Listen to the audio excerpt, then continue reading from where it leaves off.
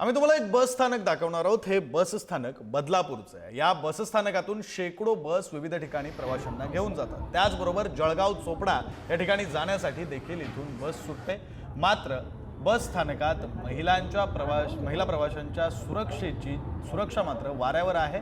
बस स्थानकामध्ये नशेबाज लोकांचा मोठा वावर आहे। इथं मद्यपान केल्यानंतर त्या बाटल्या बस स्थानकातच तशाच टाकून दिल्या जातात।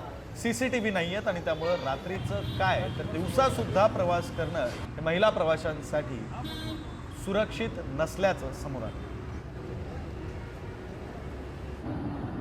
जागा नाही तिकडे, दलदले घाण गलिच्छ सर परिसर आहे हा।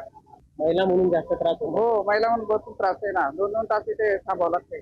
तिथे बसायला नाही, सगळीकडे घाण पसरले, कचरा वगैरे सगळा तसाच आहे। आणि दुसरं काय बसायचं शेड सुद्धा नाही। आतमध्ये बसावं तर आतमध्ये बसायला जागाच नाही। कधी गाडी आली येते नाही त्याची पण कॅन्सल होते। मुरबाडची बोला, पनवेलची बोला, गाड्या ठिकाणा नाही। पूर्ण काम आहे। तुम्ही बघता ना बाहेरून बसायला जागा आहे का, वाकडे आहे का? तेच ना, मी नाही फॅन नाही, काही नाही। रात्रीच्या वेळेला नाही लाईट वगैरे काहीच नसतं।